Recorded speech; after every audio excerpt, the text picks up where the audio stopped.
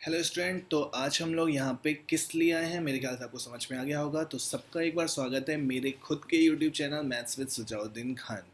तो जिन्होंने चैनल को सब्सक्राइब नहीं किया है वो सबसे पहले चैनल को सब्सक्राइब कर दें और बेल आइकन प्रेस कर दें ताकि अगर नया नोटिफिकेशन आता है तो आपको मिल जाए।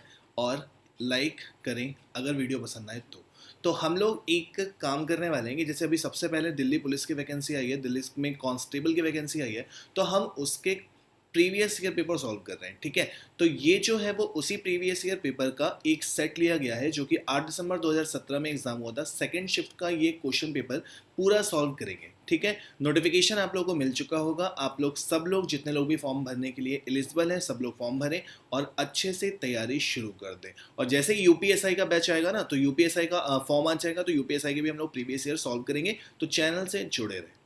एक बार आप लोगों को नोटिफिकेशन दिखा दें, क्लियर नहीं दिख रहा होगा, आप आराम से वेबसाइट से डाउनलोड कर सकते हैं। आपको ये बताना था केवल यहाँ पे कि जो न्यूमेरिकल एबिलिटी के क्वेश्चन है वो केवल 15 क्वेश्चन है। 90 मिनट में 100 क्वेश्चन करने हैं और मैथ्स के सिर्फ और सिर्फ 15 क्वेश्चन आप लोगों को करने हैं। मैथ्स के सिर्फ 15 क्वेश्चन है। इस बार नेगेटिव मार्किंग भी है तो उस चीज़ को भी थोड़ा सा ध्यान रखिएगा, यानी कि तुक्के नहीं मार सकते। अदर एग्जाम के कंपैरिजन में दिल्ली पुलिस में थोड़े से आसान क्वेश्चन आए हैं, तो जल्दी से हम उन क्वेश्चंस को सॉल्व करेंगे और आप प्रैक्टिस करेंगे। पढ़ाई के साथ साथ प्रैक्टिस जरूरी है, वो हम यहाँ पे करने वाले हैं। तो शुरू करते हैं अपने पहले क्वेश्चन से जो कि इस शिफ्ट में पूछा गया। क्वेश्चन है which of the following statement is are true. जैसे किसी स्टूडेंट को अगर दिक्कत हो रही है हिंदी और इंग्लिश की, तो मेरे भाई आगे के क्वेश्चन हिंदी और इंग्लिश दोनों लैंग्वेज में लिखे हुए हैं, जिसमें जरूरत नहीं थी उसको हमने नहीं लिखा है हिंदी में। Which of the following statement is are true, कौन सा स्टेटमेंट इनमें से सही है। तो आपको ये देखना है कि 2 की पावर 400 और 3 की पावर 300 ये रिलेशन दिया है, कौन सा सही है कौन सा गलत है। तो अगर हमें इन दोनों में कंपैरिजन करना है कि कौन बड़ा है कौन सही है, तो ये सर्ट्स एंड इंडिसेस चैप्टर का पोर्शन है। आप इसको क्या लिख सकते हो, 2 की पावर 400 की 2 की पावर 4 की पावर 100 लिख सकते हो।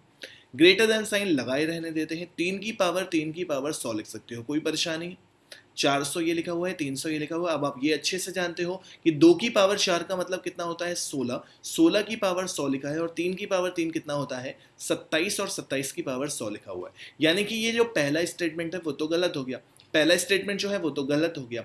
अब हम सेकेंड स्टेटमेंट की बात करें तो ये क्या लिखा है, 3 की पावर 4 की पावर 100 और 4 की पावर 3 की पावर 100। अगर हम 3 की पावर 4 की बात करेंगे तो कितना होता है 27 या 81 की पावर 100, और ये 4 की पावर 3 कितना होता है 64 की पावर 100। यानी कि ये स्टेटमेंट हमारा सही है। क्वेश्चन सिंपल से पूछा गया था कि इनमें से कौन सा स्टेटमेंट सही है। पहले स्टेटमेंट आपने देख लिया है कि आंसर गलत है, और सेकंड स्टेटमेंट आपका करेक्ट सही है। और क्वेश्चन में पूछा गया है ऑप्शन कौन सा सही है, तो ओनली वन सही यानी कि ये गलत।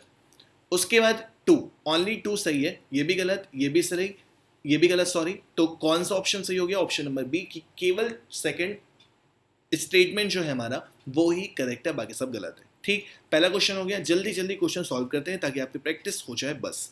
उसके बाद देखिए कितना आसान सा क्वेश्चन पूछा गया है। What is the sum of first 30 even numbers. पहले 30 सम संख्याओं का योग क्या है। तो सम संख्याओं का योग का फॉर्मूला अगर आपको नहीं पता है तो याद कर लीजिए। अगर प्रथम सम संख्याओं का औसत पूछा गया है या योगफल पूछा गया, औसत भी पूछता है कभी कभी योगफल पूछता है, तो सम संख्याओं का योग पूछा गया है फिलहाल, तो फॉर्मूला होता है एन एन प्लस वन। बस जैसे सम का फॉर्मूला होता है N N plus one by two, यहाँ पे होता है N N plus one. N की वैल्यू कितनी दे रखी है 30, तो 30 और 30 प्लस 1 कितना हो जाएगा 31। 30 गुणे 31 मल्टीप्लाई करोगे तो 31 गुणे 3 होता है 93, जीरो लास्ट में, आंसर कितना 930। क्लियर। दूसरा क्वेश्चन भी हो गया, केवल फॉर्मूले बेस था, आपने आंसर दे दिया है। तीसरा क्वेश्चन देखिए, सिंप्लीफिकेशन का पूछा गया। वो क्वेश्चन आपका नंबर सिस्टम का कह सकते हो आप उसे। ये क्वेश्चन आपका सिंप्लीफिकेशन का पूछा गया है कि 1.01 का स्क्वायर प्लस 0.0001 का स्क्वायर। आपको 101 का स्क्वायर निकालना आना चाहिए। 101 का स्क्वायर हम सीख चुके हैं, एक ज्यादा है एक ऐड कर दीजिए, 1 का स्क्वायर ये। अब दो अंक अभी है, 2 गुणे 2, टोटल कितने अंकों बाद दशमलव लग जाएगा 4 अंकों बाद, तो यहाँ पे इसकी वैल्यू ये हो गई। ठीक है, अब 0.1 का स्क्वायर है यानी कि 1 का स्क्वायर तो 1 ही होगा, 1 का स्क्वायर 1 होगा, लेकिन दशमलव यहाँ पे 2 अंक बाद है, स्क्वायर में टोटल कितने बाद हो जाएंगे 4, तो 3 जीरो हमें आगे बढ़ाने पड़ेंगे। अब अगर हम इसको ऐड करते हैं तो यहाँ पे 2 हो जाना है, 0 2 0 1, तो 1.0202 ऑप्शन नंबर ए करेक्ट है, बाकी सब गलत है। आगे बात समझ में क्लियर है। नेक्स्ट क्वेश्चन करते हैं जल्दी से। अगला क्वेश्चन पूछा गया, देखो कितना आसान सा क्वेश्चन का लेवल आया है। हम सारी शिफ्ट सॉल्व करने वाले हैं, आपको बस वीडियो को शेयर करना है ताकि हर एक जरूरतमंद बच्चा प्रैक्टिस कर पाए दिल्ली पुलिस की। How many numbers are there from 80 to 120 which are divisible by both 7 and 5? 80 से 120 तक कितनी संख्याएं हैं जो 7 और 5 दोनों से विभाजित होती हैं? ध्यान रखिएगा, क्वेश्चन नंबर सिस्टम में बहुत सारे बनते हैं कि 7 से विभाजित हो, 5 से विभाजित ना हो, 7 और 5 दोनों से विभाजित ना हो, 7 या 5 से विभाजित हो। तो यहां पे सबसे आसान पूछा गया है कि ऐसी संख्या बतानी है जो 7 तथा 5 दोनों से विभाजित हो। तो हमें सबसे पहला काम क्या करना होगा, एलसीएम लेना पड़ेगा। किसका किसका? 7 एंड 5 का, क्योंकि दोनों से विभाजित होने वाली संख्या पता करनी है ना। तो 7 और 5 के एलसीएम आपको अच्छे से पता है कितना होता है, 35। अब आपको केवल यही तो बताना है कि 80 से 120 के बीच की संख्या कौन सी होती है या कितनी होती है जो 35 से विभाजित होती है। तो हम सीधे सीधे डिवाइड करेंगे, तो 35 दूनी 70, छोटा हो गया, 35 तिया 105। अब 35 चौके कितना होता है, 140, जो कि बड़ा हो गया, यानी केवल एक संख्या मिली, वो कौन सी है, 105। तो आपका जवाब कितना हो गया है, 1, ओनली 1। क्लियर है, समझ में आ गया? अगला क्वेश्चन करें जल्दी से। अब ये क्वेश्चन आप कह सकते हो अलजेब्रा का है, लेकिन क्वेश्चन कितने आसान है आप देखते चलिए। a प्लस बी बराबर 10 है, ए बी बराबर 5 है, then what is the value of A square plus B square? तो क्या करना होता है, a प्लस बी से A square plus B square चाहिए, यानी कि दोनों साइड का स्क्वायर कर दीजिए। तो a प्लस बी का होल स्क्वायर बराबर, आप सबको पता है मेरे भाई, क्या होता है, A square plus B square plus 2ab। यही तो फॉर्मूला होता है। अब a प्लस बी की वैल्यू 10 रखोगे, 10 का स्क्वायर कितना हो जाएगा, 100। A square plus B square की वैल्यू तो हम लोगों को पता ही करनी है, 2 इंटू 5 बोले तो कितना हो गया, 10। 10 उधर जाएगा, कितना हो जाएगा, 90। 90 बराबर ए स्क्वायर प्लस बी स्क्वायर, यही पूछा गया था, यही आंसर आ गया है 90। क्लियर? तो क्वेश्चन का लेवल देखो आप कितना आसान है, केवल आपको प्रैक्टिस करने की जरूरत है। इस YouTube चैनल पे आपको सारा प्रीवियस ईयर पेपर धीमे धीमे सॉल्व कराया जाना है। एग्जाम से पहले पहले सारी शिफ्टें सॉल्व कर लेंगे। अब ये क्वेश्चन परसेंटेज का पूछा गया, कैसे सॉल्व करेंगे इस क्वेश्चन को समझिएगा। The income of C is 30% more than the income of B. C की आय बी की आय से 30% अधिक है, and the income of B is 30% more than the income of A. और बी की जो आय है वो ए से 30% अधिक है। The income of C is how much percent more than the income of A. तो सी की आय ए की आय से कितना प्रतिशत अधिक है, यानी कि तीन बंदों की बात हो रही है। इनकम ऑफ सी पूछी गई है, किससे रेस्पेक्ट में, ए के रेस्पेक्ट में। तो याद रखो, जिसके रेस्पेक्ट में लास्ट में पूछे उसको 100 मान के करना, ताकि लास्ट में कैलकुलेशन दोबारा ना करना पड़े। सीधे सीधे ए से कितना प्रतिशत ज्यादा है, तो सी की वैल्यू जितनी आएगी 100 माइनस करके आंसर दे देंगे, है कि नहीं? तो इसलिए यहां पे ए के रेस्पेक्ट में पूछा है, तो ए को ही मान लिया कितना, 100। अब ए और बी का रिलेशन दिया था, the income of B is 30% more than the income of A. जो ए की बी की आय है वो ए से 30% ज्यादा है, कितनी हो जाएगी, 130। वैसे आपको बता दें कि इस टाइप के क्वेश्चन हमने हर क्लास में किए हुए हैं, जितने भी स्टूडेंट ने हमसे लाइव पढ़ा हुआ है, ऑफलाइन पढ़ा हुआ है, ये परसेंटेज का क्वेश्चन हमने हमेशा सॉल्व कराया है, और आप देख सकते हो एग्जाम में पूछा भी जाता है। तो बी की इनकम ए से 30% ज्यादा हो गई। अब क्वेश्चन में कहा गया है सी की इनकम जो है वो बी से 30% अधिक है, तो 130 का 30% कितना होगा, ये तो हर एक बच्चा निकाल सकता है ना। लेकिन जो बच्चा पहली बार पढ़ रहा है वो चलो उसके लिए भी हम सिखा रहे हैं। 0 से 0 खत्म, 39 ज्यादा होगा, 130 में 39 ऐड करोगे कितना हो जाएगा, 169। क्लियर? अब क्वेश्चन में क्या पूछा गया है कि सी की आय जो है वो ए से कितने प्रतिशत ज्यादा है। सी की आय 169 दिख रही है, ए की आय 100 थी, ये फायदा हो गया। आंसर आपका कितना आ गया, 69%। और बच्चे गलतियां ना करें, क्योंकि अगर आप गलती करोगे तो आंसर कहां पे गलत दोगे ये भी हम बता दें। जिन बच्चों ने बी को माना था 100, जिन बच्चों ने बी को 100 माना था वो गलती कहां पे कर रहे हैं, बी को जिन्होंने माना 100, तो क्वेश्चन में कहा गया है the income of C is 30% more than the income of B, यानी कि सी कितना हो गया, 130। अब कहा गया है the income of B is 30% more than A. 30% कई बच्चे यहां पे लिख देते हैं 70, तो मेरे भाई ये गलत होता है, ये गलती नहीं करनी है, कभी कंफ्यूज नहीं होना है। ठीक, यहां से हमेशा सॉल्व कर लेना है। अगर इधर से करोगे तो ए और बी का रिलेशन जो दिया था 20 30% मोर देन, तो 130% बराबर 100, तो 100% बराबर कितना, इतनी मेहनत करनी पड़ जाएगी, इसलिए ये तरीका बेस्ट। आ गया समझ में? अगला क्वेश्चन करते हैं। रेशियो का एक बहुत ही आसान सा प्रश्न पूछा गया, देखो कितनी जल्दी इसका भी आंसर आता है। x अनुपात y दे रखा है मेरे भाई 4:3, y अनुपात z दे रखा है मेरे भाई 7:9। आपको x और z का अनुपात निकालना है, उससे पहले आपको क्या निकालना पड़ेगा, x अनुपात y अनुपात z।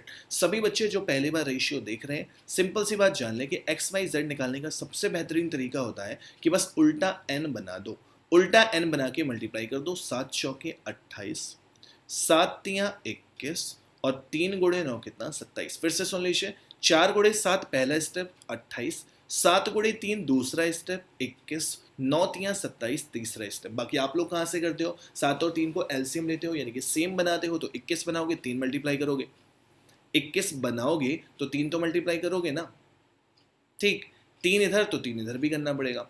अब इसको क्या बनाना है, अब इसको क्या बनाना है, 21 तो इसमें 7 मल्टीप्लाई करोगे तो 7 तियां 21 और 7 नम 63, फिर उसके बाद कैंसिल होके यही आ जाना है। आपको समझ में आ गया होगा मेरे ख्याल से, कोई परेशानी तो नहीं है, ठीक। तो सिंपल सा काम, आपसे x और z का रिलेशन पूछा गया था। x और z का जब रिलेशन पूछा गया है तो आपको करना क्या है, वैसे हम गलत बोल गए हैं, हाँ अब हम गलत बोल गए। यहाँ पे 7 मल्टीप्लाई करोगे तो 7 चौके 28, 7 तियां 21 और इसमें 3 मल्टीप्लाई करोगे 3 सत्ते 21 और 3 नम 27। अब सही, हमने यहाँ मल्टीप्लाई कर दिया बट ये सही था, ठीक। तो x और z का रिलेशन पूछा गया, सिंपल सा 28 और 27, ऑप्शन नंबर बी। समझ में आ रहा है सब बच्चों को, मजा आ रहा है। ऐसे ही जुड़े रहे, सारे पेपर मिलेंगे आपको, प्रैक्टिस करते जाना है। अंदाजा भी लगता है पीडीएफ में मिल जाएगा, टेलीग्राम चैनल का हम लिंक दे देंगे, वहां से आपको पीडीएफ भी मिल जाएगा इन पेपर्स का, ठीक है। नेक्स्ट क्वेश्चन, एवरेज का क्वेश्चन पूछा गया है, सुन लीजिए। Average of 50 numbers were calculated was calculated as 18। 50 संख्याओं का औसत 18 है। 3 संख्याएं 18, 32 और 65 गलत ले ली गई हैं। क्या ले ली गई हैं, 25, 29, 56, यानी कि 25, 29, 56 को हटाना है, 18, 32 और 65 को लाना है और बाद में करेक्ट एवरेज बताना है। अगर गलत सम की बात करें तो 50 संख्याओं का औसत कितना है 18, तो सीधे सीधे 50 गुणे 18 करेंगे तो पुराना सम मिल जाएगा। अब हमें लाना किनको है, इन तीनों को। जब इन तीनों को लाओगे तो 18 और 32 कितना होता है 50 और 165 कितना हो जाएगा, 65 कितना हो जाएगा 115। और इनको हमें हटाना है क्योंकि हमने इन्हें रॉन्गली ले लिया था, तो 29 और 56 मिलाकर कितना होगा 9 6 15 85। 85 में फिर से 25 ऐड करोगे तो कितना हो जाएगा 110। ये आ गया हमारा सम। हमें पता करना है एवरेज, देन एवरेज में तो नंबर ऑफ टर्म से डिवाइड करते हैं यानी कि 50 से विभाजित करते हैं। तो 18 गुणे 5 कितना होता है 90 यानी कि 900, और प्लस का कितना बचेगा केवल 5 डिवाइडेड बाई 50 यानी कि 900 बटे 50, 905 सॉरी 905। तो 5 से 10 बार जाएगा, 5 अट्ठे 40, 5 फिर से गलत कर गए, कितना मिला है 905 बटे 50। 5 से डिवाइड करोगे 10 बार जाएगा, 5 एकम 5, 5 अट्ठे 40, 5 एकम 5, 181 बटे 10, जिसका मतलब होगा 18.1 हमारा करेक्ट आंसर है। समझ में आ गया, बहुत ही आसान से क्वेश्चन दिल्ली पुलिस में पूछे जा रहे हैं, सारी शिफ्ट हम लोग सॉल्व कर रहे हैं। नेक्स्ट क्वेश्चन प्लीज, बिना समय व्यर्थ किए। कंपाउंड इंटरेस्ट का प्रश्न पूछा गया। A man borrowed rupees 8,000 at compound interest at the rate of 10% per year. If the interest is compounded half yearly, then what will be the amount to be paid after 1.5 year? अगर आप फॉर्मूले से लगाना चाहते हो तो amount is equal to formula क्या होता है, principal 1 plus R by 100। Half yearly calculate करना है, रेट कितना हो जाएगा 5 डिवाइडेड बाई 100, और पावर कितनी हो जाएगी 1.5 साल में कितना 3। एक तो यहां से आप सॉल्व कर सकते हो आराम से। बाकी स्लैब मेथड क्या है, प्रिंसिपल बराबर कितना है 8000, रेट कितना हो चुका है 5% हाफ ईयरली पर हाफ ईयरली, और समय कितना हो चुका है 3 हाफ ईयरली। 1.5 साल है तो समय कितना हो चुका है 3 हाफ ईयरली, ठीक। स्लैब मेथड से आपको बताया गया था कि 5% का मतलब होता है 1/20। 8000 का 5% निकालोगे, पहले साल कितनी, पहली हाफ ईयरली में कितनी ब्याज मिलेगी 400, अगली हाफ ईयरली में फिर से कितनी मिलेगी 400, और 4 का 100 का 5% कितना होता है 20। फिर से अगली हाफ ईयरली में प्रिंसिपल पे ब्याज यानी कि 8000 में कितना 400, और ब्याज पे ब्याज, तो 400 में फिर से कितनी 20, फिर से 400 में कितनी 20, और 20 का 5% कितना होता है 1 रुपया। अगर हम इन सबको ऐड करते हैं तो ब्याज कितनी मिलती है 1261। बट ब्याज नहीं पूछी थी, क्वेश्चन में पूछा गया था what will be the amount amount का मतलब आपका क्या हो जाता है, प्रिंसिपल में आप ब्याज को ऐड कर दीजिए। तो 8,000 में 1261 ऐड करोगे, 9261, आंसर बी। ठीक, तो फॉर्मूला भी आपको बता दिया है कि कुछ बच्चे अगर बेसिक बिल्कुल पढ़ रहे हैं तो वो फॉर्मूले से भी आंसर कैलकुलेट कर सकते हैं, बट टाइम बर्बाद दिया यार। स्लैब मेथड लगा दो, नेट चेंज भी लगा सकते हो। 5 जो होता है, 5 का 3 बार में नेट चेंज होता है वो 15.15.7625% होता है। 8,000 का 5.7625% निकाल के 8,000 में ऐड कर देना तो भी आंसर मिल जाएगा। कंपाउंड टेस्ट बहुत बढ़िया चैप्टर है, बहुत अच्छे से पढ़ाएंगे किसी दिन। अभी केवल दिल्ली पुलिस, क्योंकि उसी की वैकेंसी आई है। अब समझो नेक्स्ट क्वेश्चन, थोड़ा सा कैलकुलेटिव हो सकता है आपके लिए। If a women purchase 14 apples for ₹13, 13 रुपए में 14 सेब खरीदे गए और 14 रुपए में 13 सेब बेचे गए। अगर आप बेसिक्स से जाते हो तो एक सेब की कॉस्ट प्राइस कितनी होगी? 14 की 13 है तो एक की कितनी होगी? 13/14 होगी कॉस्ट प्राइस। एक की सेलिंग प्राइस कितनी होगी मेरे भाई? 14 रुपए में 13 बेच रहे हो, 14 रुपए में 13 बेच रहे हो, तो 13 की कॉस्ट प्राइस, 13 की सेलिंग प्राइस कितनी हो गई? 14, तो एक की सेलिंग प्राइस कितनी होगी? 14/13। ठीक है, समझ में आई बात? एक की कॉस्ट प्राइस पता, एक की सेलिंग प्राइस पता, क्या प्रॉफिट परसेंट नहीं निकाल पाओगे? जाहिर सी बात है, कॉस्ट प्राइस कम दिख रही है तो प्रॉफिट परसेंट नहीं निकाल पाओगे, निकाल लोगे। एक तो ये तरीका होता है बिल्कुल basic, SP minus CP divided by CP into 100, एक तो यहां से कर लोगे आराम से। दूसरा तरीका क्या होता है, जो थोड़ा सा शॉर्टकट, फॉर्मूला मत रटना मेरे भाई, दिक्कत में आ जाओगे। क्वांटिटी, एक साइड लिख दिया आपने क्वांटिटी और एक साइड लिख दिया आपने प्राइस। ठीक, जब खरीदने की बात हो रही है तो कॉस्ट प्राइस की बात हो रही है। 14 सेब खरीदे गए कितने रुपए में? 13 रुपए में। जब बेचने की बात हो रही है तो क्या कहा जा रहा है कि 13 सेब बेचे जा रहे हैं 14 रुपए में। हमें क्या करना होता है, हमेशा क्वांटिटी को सेम करनी होती है, तभी हम कर सकते हैं कि 10 की सीबी बताओ, 10 की एसपी बताओ, 20 की सीबी बताओ, 20 की एसपी बताओ। तो सीबी एसपी निकालने के लिए आपको क्वांटिटी सेम रखनी चाहिए। यहाँ पे 14 और 13 दे रखा है, इसको सेम करेंगे तो 14 और 13 का एलसीएम तो केवल 13 और 14 का मल्टीप्लाई ही होता है। यानी कि हमें सेम करना है तो इसमें 13 मल्टीप्लाई करना पड़ेगा और इसमें 14 मल्टीप्लाई करना पड़ेगा। तो ये दोनों अब अकेले तो बैठे नहीं रहेंगे, इसमें भी हमें 13 मल्टीप्लाई करना पड़ेगा और इसमें हमें क्या मल्टीप्लाई करना पड़ेगा? 14। तो अब ये जो नंबर ऑफ आर्टिकल आपके हैं वो कितने हो चुके हैं? 182। 13 गुणे 14 182 होता है। कैलकुलेशन की वीडियोस हमारे चैनल में पड़े हुए, उसको आप देख सकते हो। 13 गुणे 14 होता है 182। 182 की कॉस्ट प्राइस कितनी हो गई? 169। 182 की सेलिंग प्राइस कितनी हो गई? 196। 13 का स्क्वायर 169, 14 का स्क्वायर 196। तो cost price 169, selling price 196। Profit कितने का हुआ? 27 रुपए का। किस पर हुआ? 169 पे इंटू 100। जब आप इसको कैलकुलेट करेंगे तो आंसर आपको कितना मिल जाएगा? 15.97%। आराम से कैलकुलेट कर सकते हैं, सीधे सीधे 169 से भाग दे दीजिएगा, ज्यादा मेहनत करने की जरूरत नहीं है, सीधे सीधे भाग देना वरना आपको टाइम बर्बाद लगेगा। 15.97% आपका आंसर आएगा। अगले क्वेश्चन की तरफ प्रस्थान किया जाए कंप्यूटर साहब। Pankaj purchases a watch for ₹900। Cost price, Pankaj ने एक वॉच जो है वो 900 रुपए में खरीदी है and marks it marked price such a way that after allowing a discount of 30% he earn a profit of 40%। कितने प्रतिशत का लाभ कमाना है इसको? कितने प्रतिशत का लाभ कमाना है? 40% का। तो लाभ जो होता है वो तो क्रय मूल्य पे डिपेंड होता है ना, अंकित मूल्य से तो उसको कोई लेना देना नहीं है। तो 900 में 40% लाभ, 9 चौके 36 होता है। 36 का मतलब 360, कितना हो जाएगा मेरे भाई? 9 3 1260। सेलिंग प्राइस आ गई। एक तरीका, दोनों तरीके समझाएंगे, ध्यान से समझिएगा। अब डिस्काउंट देने के बाद बेच रहे हो ना, और डिस्काउंट कितने का दे रहे हो? 30% का। जब 30% की छूट दे रहे हो तो बेच कितने में रहे हो? 70% में। 70% बराबर 1260, तो अंकित मूल्य बराबर कितना होगा? 1260/70 गुणे 100। ठीक, जीरो से जीरो की कहानी खत्म। 7 एकम 7, 7 अट्ठे 56, आंसर कितना? 1800 रुपया। एक तो ये तरीका हो गया बेसिक वाला। दूसरा तरीका बेस्ट क्या होता है कि आप अच्छे से जानते हो, कॉस्ट प्राइस की भी हेल्प से सेलिंग प्राइस निकाल सकते हो, मार्क प्राइस की भी हेल्प से सेलिंग प्राइस निकाल सकते हो, बशर्ते आपको प्रॉफिट और डिस्काउंट परसेंट की वैल्यू पता होनी चाहिए। तो हम क्या करें, एक बार कॉस्ट प्राइस के रेस्पेक्ट में सेलिंग प्राइस निकाल लें। जब कॉस्ट प्राइस के रेस्पेक्ट में निकालोगे तो 40% प्रॉफिट है, यानी कि 140/100 होगा। बटे नील को सीधे सीधे परसेंटेज 100 से 100 कैंसिल हो जाएगा। सेकेंड कंडीशन में जब हम मार्क प्राइस से निकालेंगे तो मार्क प्राइस में 30% की छूट दे रहे हैं तो कितना परसेंट हो जाएगा 70%।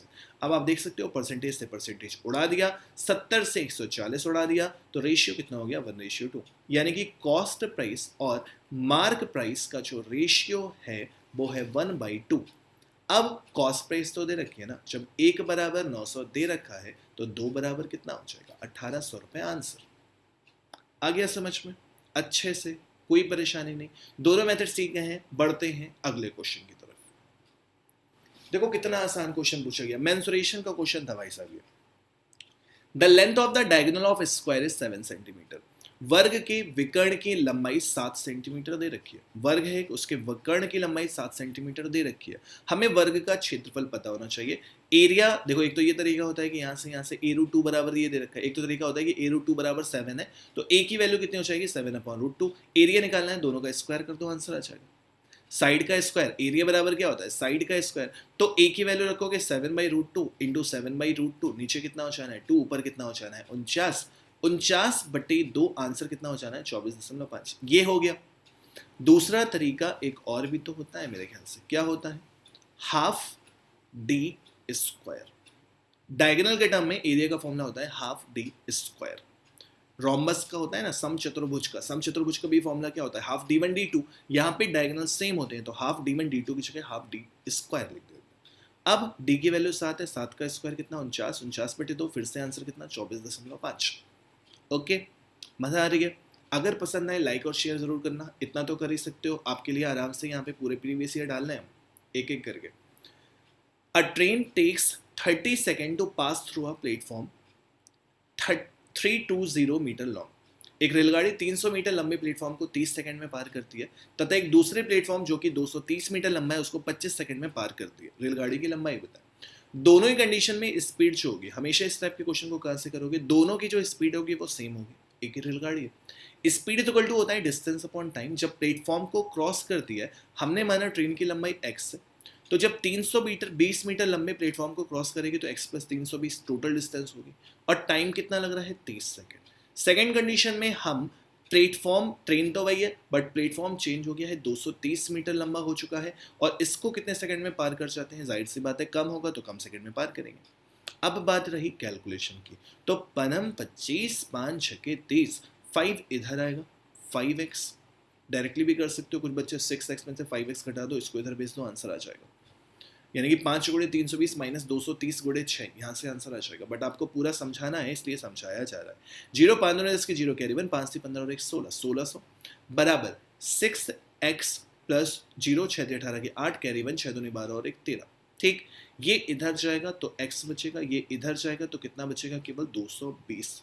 x की वैल्यू कितनी हो गई 220 मीटर, यानी कि ट्रेन की लंबाई कितनी हो चुकी है 220 मीटर। ओके, आ गया समझ में। नेक्स्ट क्वेश्चन करते हैं फौरन। समय एक भी व्यर्थ नहीं करेंगे आप लोगों का, बस आप लोग जुड़े रहे अंत तक। Next question, Rahul is 15 year old and Mohit is 70 year old. How many years how many years ago, कितने वर्ष पहले उनकी आयु का अनुपात 1:2 था, ये पूछा गया। ऑप्शन से कर सकते हो क्या? अगर 35 साल पहले जाओगे तो इसकी एज कितनी हो जाएगी 15 साल, इसकी एज कितनी हो जाएगी 35 साल, गलत। 50 वाला 30 साल पहले कितने का होगा 20, 70 वाला 30 साल पहले कितने होगा 40, रेशियो कितना हो गया 1:2। इससे आसान कुछ कर सकते हो क्या? ऑप्शन से कर लो ना, एज के क्वेश्चन ऑप्शन से कर सकते हो। बाकी अगर बेसिक से करना है तो 50 साल एज थी, x साल पहले जाओगे, 70 साल एज थी, x साल पहले जाओगे, तब इनकी एज का रेशियो कितना होगा 1/2। यही तो करना है, x साल पहले। 2 इधर मल्टीप्लाई करोगे 100 हो जाएगा, माइनस का 2x हो जाना है, बराबर 70 माइनस x रहना है। ये इधर जाएगा तो केवल x बचेगा, 70 इधर आएगा, x बराबर 30 आंसर। आप चाहे ऑप्शन से करो चाहे बेसिक से, आंसर तो सेम आएगा ना। ठीक, नेक्स्ट क्वेश्चन करते हैं, मेरे ख्याल से लास्ट क्वेश्चन होगा। ये लास्ट क्वेश्चन है, 15 क्वेश्चन आप लोग हो गए बहुत जल्दी, और यही आपकी प्रैक्टिस होनी चाहिए। आप आराम से जहां भी पढ़ रहे हो, हमसे जहां भी पढ़ रहे हो, कहीं से भी पढ़ रहे हो, आपको ये पूरा वीडियो देख के आपको एक प्रैक्टिस सेट अंदाजा लग जाएगा कि दिल्ली पुलिस के क्वेश्चन का लेवल क्या होता है। Anuj efficiency is 150% of Vinod efficiency. एक बंदा अनुज है, एक बंदा विनोद है। अच्छा, अनुज को ए लिख दिया, विनोद को बी लिख दिया। अब अनुज की जो एफिशिएंसी है वो 150% मोर नहीं है, कितनी है 150% ऑफ विनोद। तो विनोद अगर 100% है तो अजय कितना होगा 150%। और ये जो रेशियो है वो किसका है एफिशिएंसी का, जो कि डिवाइड करने पर कितना हो जाएगा 3:2। किसका रेशियो हो गया एफिशिएंसी। बट क्वेश्चन में किसका बात हो रही है टाइम की। तो आपको इतना तो पता होगा ना कि एफिशिएंसी के रेशियो का उल्टा होता है टाइम का रेशियो। क्या होता है जो एफिशिएंसी का रेशियो होता है उसका उल्टा होता है टाइम का रेशियो। दोनों एक दूसरे के रेसिप्रोकल होते हैं ना। ठीक। अब क्वेश्चन में ये भी दे रखा है कि अनुज जो है वो किसी काम को कितने दिनों में कर सकता है 10 दिन में। तो अनुज 10 दिन, 2 बराबर 10 दिन यानी 1 बराबर 5, तो 3 बराबर 15 दिन। क्लियर। इसका मतलब अनुज किसी काम को 10 दिन में कर सकता है, तो विनोद काम को कितने दिन में करेगा 15। एलसीएम ले लो क्योंकि दोनों को एक साथ में करवाना है। तो 15 और 10 का एलसीएम 30, 10 दिन में 30 तो एक दिन में 3, 15 दिन में 30 तो एक दिन में 2, दोनों मिलकर काम को कितने दिनों में खत्म करेंगे 3 2 5, 30/5 बोले तो 6 दिन आंसर। ठीक है मेरे भाई। तो अब बस आज के लिए इतना काफी है। एक प्रीवियस ईयर सेट हमने सॉल्व करा दिया है। जल्दी ही मिलेंगे दूसरे प्रैक्टिस सेट के साथ। प्रैक्टिस सेट नहीं, प्रीवियस ईयर पेपर जो आपका प्रैक्टिस सेट का भी काम करता है। तो आपका बस इतना काम है, अगर वीडियो पसंद आया हो तो लाइक शेयर और चैनल को सब्सक्राइब करवाना है। थोड़ा सा आपका भी फर्ज है, हम आपके साथ मेहनत कर रहे हैं, आप भी थोड़ी सी मेहनत कर लीजिए, आपको अच्छे से अच्छा कंटेंट इस चैनल पे मिलता रहेगा। पहले दिल्ली पुलिस के क्वेश्चन हम लोग सॉल्व कर रहे हैं, और जब दिल्ली पुलिस के बाद यूपीएसआई की वैकेंसी आ जाएगी, जब फॉर्म फिल हो जाएगा, तो यूपीएसआई के भी पूरे पेपर हम लोग सॉल्व करेंगे। ठीक, तो मिलते हैं जल्दी। Thank you, bye bye.